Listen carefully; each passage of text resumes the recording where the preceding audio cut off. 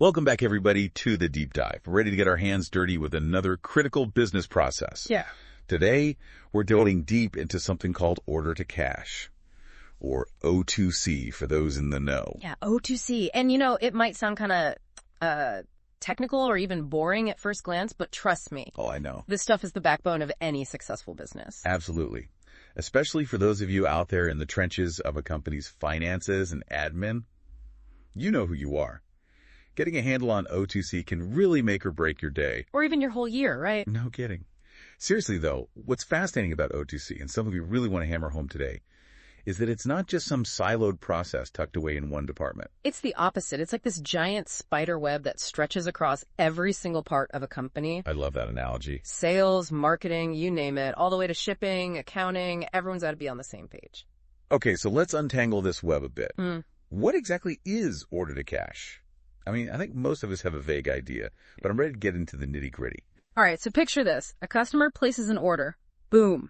That's just the very first spark in this whole O2C fireworks show. Okay, I'm picturing it. From there, everything that happens next is part of O2C fulfilling that order, getting it shipped, issuing the invoice, collecting that sweet, sweet payment. That's the best part. And finally, officially recording that revenue. It's this whole beautifully choreographed sequence of events, each step depending on the one before it, and you can't drop the ball anywhere. Like a relay race, but with way more paperwork. Haha, exactly. And just like in a relay race, if one person fumbles that baton... Disaster. Yeah, the whole company can trip and fall. Customer satisfaction takes a hit, cash flow slows down, operations get messy, and suddenly profits are looking a lot thinner. So neglecting your O2C process is basically like neglecting a ticking time bomb. You could say that. And the fallout from that explosion, well, let's just say it won't be pretty. Starting with the financial side of things. A mismanaged O2C can lead to a whole bunch of headaches. Like what? Give us the scary detail. Late payments, for starters. Then you've got inaccurate invoices floating around, confusing everyone, and maybe the worst, that dreaded bad debt piling up. Oof. Yeah, that's a nightmare for any business. And I imagine those financial hiccups can snowball pretty quickly. Oh, absolutely. Late payments mean cash flow problems, which then hamstring a company's ability to pay its own bills, Suddenly, there's no money to invest in growth, and in a worst-case scenario... It's time to keep the lights on. Exactly. And then, of course, there's the damage to your relationship with customers. Orders are constantly late, invoices are full of mistakes, and no one knows what's going on with their payments. Frustration city. Yeah, customers have zero patience for that these days. They'll just take their business elsewhere. Exactly. There's so much competition out there. One bad experience and they're gone. And we all know how hard it is to win back a disgruntled customer. It's like trying to herd cats. Speaking of which, there was this really eye-opening stat from one of the articles we were reading. Oh yeah, what was that? It said that companies who are killing it with their O2C only need manual input for about 16% of their invoices. Wow. But companies who are, let's say, not killing it, they need manual input for almost 80% of their invoices. Ouch. That's a huge difference. It really shows you the tangible impact of streamlining this whole process. Absolutely. And it's not just about the numbers. It's about making things smoother for everyone involved. A well-oiled O2C means fewer errors, less wasted time. Happier employees. Definitely. It's a win for the entire organization. Okay, so we've established that a smooth O2C process is essential, but what does that actually look like in the real world? Let's break it down step by step, shall we? Let's do it.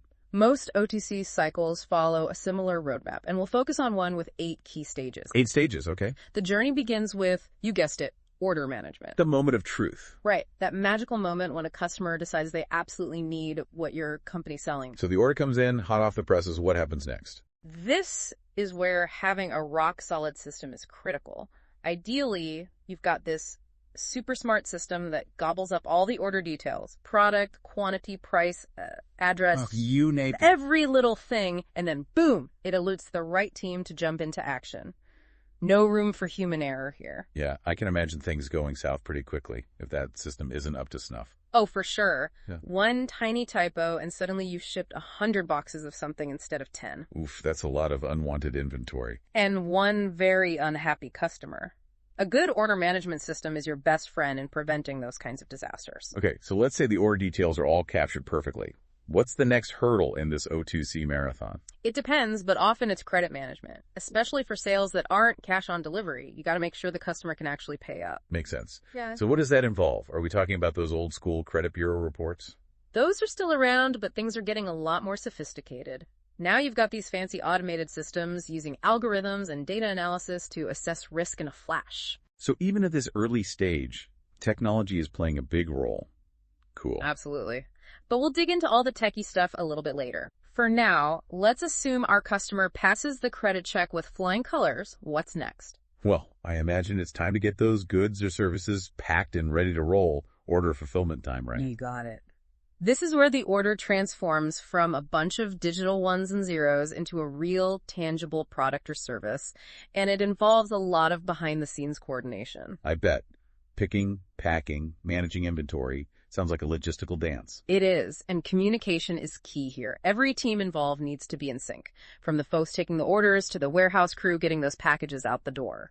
So what happens if, let's say, a customer orders a product, but it's out of stock? That's a classic O2C hiccup. Inventory management is absolutely crucial.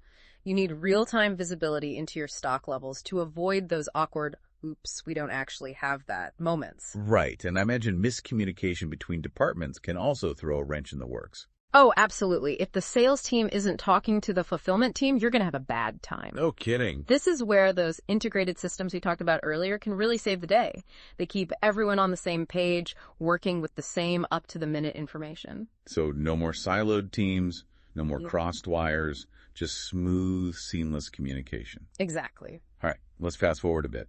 The order's processed, credits approved, products packaged up and ready to go. What's next? Time to actually get it to the customer, right? Shipping time. You got it. Order shipping, it's one of the most customer-facing parts of the whole O2C journey. And it's not just about slapping a label on a box and sending it on its way. There's a whole lot more to it, isn't there? Oh, yeah. Choosing the right shipping carrier, tracking the shipment, making sure the customer gets updates. There's a lot to juggle. I know. I get super impatient when I order something online and have no idea when it's going to show up. We all do. Transparency is key here. Giving customers real-time tracking info and keeping them in the loop about any delays can really make a difference. So it's all about managing those expectations and building trust, even when things don't go perfectly. Exactly. And that customer-centric approach is something we'll see in every stage of O2C. It's not just about efficiency, it's about building relationships. Okay, now we're getting to the good stuff, the part where the company actually gets paid. Show me the money. Right. The customer's happy, the package is on its way. Time to talk about invoicing. You got it. Customer invoicing this is where you officially request payment for all the awesome goods or services you've provided. Time to send out those invoices. Invoices. They seem pretty straightforward, but I bet there's more to them than meets the eye. Oh, definitely. It's easy to mess things up. Incorrect calculations, typos in addresses, or payment details, all these little things can cause big delays in getting paid. And I can imagine a confusing invoice is super frustrating for the customer, too. Absolutely. That's why a lot of companies are turning to automation to streamline their invoicing. Automation to the rescue. So these systems can just pull all the info directly from the order, so there's no manual data entry. Exactly. It reduces the risk of human error big time. Okay, so the invoice is out the door, hopefully without any hiccups. What's next on the O2C agenda? Well, someone's got to keep track of all those invoices and make sure those payments actually roll in, right? Bring on the accounts receivable team. You got it. Accounts receivable, or AR for short, are the unsung heroes of the financial world. They make sure the company actually gets paid for all its hard work. I bet they have some stories to tell. Oh, I'm sure they do. Managing accounts receivable can be a real challenge, especially when you're dealing with tons of invoices and customers who have, let's say, different payment habits. So what are some of the tricks of the trade that effective AR departments use to keep that cash flowing smoothly? Well, communication is key. You got to set clear payment terms up front, send out those reminders promptly, and be super responsive to any questions customers might have. And it's not just about being proactive, you know.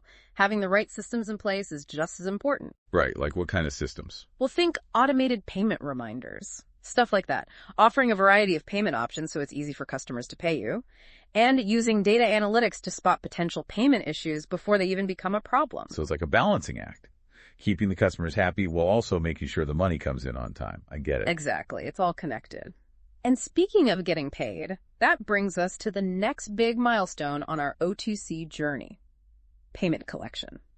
This is where all those efforts we talked about finally pay off, literally. Cha-ching!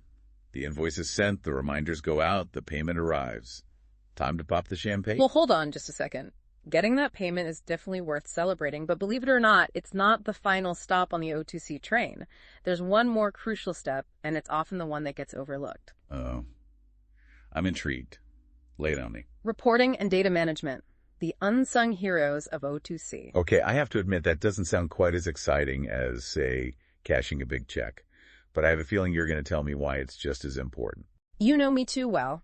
This stage is all about digging into the data, looking for trends, bottlenecks, any little thing that can help you understand how well your O2C is performing. So it's like a feedback loop. You learn from each cycle, make the next one even better. Exactly. And the cool thing about data analytics is that it takes the guesswork out of the equation. No more relying on gut feelings or anecdotes. You've got hard numbers to back up your decisions. Data-driven decision-making. Yeah. Love it. So what kind of data are we talking about here? All sorts. Things like average order processing time, how accurate your invoices are, how long it takes to get paid. Those are just a few examples. The metrics you track will depend on your specific goals. So if you're noticing that it's taking longer and longer to collect payments, that's a sign that maybe something needs to change, right? Exactly. Data can be a real wake-up call. It can pinpoint those weak spots in your process, and then you can figure out how to fix them. Maybe you need to tweak your payment terms or offer more payment options. Who knows? Data will tell you. Okay, I'm starting to see how powerful this data stuff can be. It's not just about crunching numbers. It's about using those numbers to make smarter decisions and get better results. Now you're getting it. And remember, all those improvements, they add up. Happier customers, a healthier bottom line. It all starts with understanding your data. So we've walked through each stage of O2C, but let's take a step back and think about the bigger picture. Why is it so important for someone in finance or admin to really get this whole O2C thing? That's a great question. I mean, we've touched on it a bit, but I'd love to hear your take. Well, for anyone working in those departments, O2C is like the air they breathe. It affects everything, the company's financial health, how smoothly operations run, even the relationships with customers. So it's not just about balancing the books. It's about understanding how those numbers come to life, right? Exactly. It's about connecting the dots between those financial reports and the real-world processes that drive them. And that understanding can make a real difference.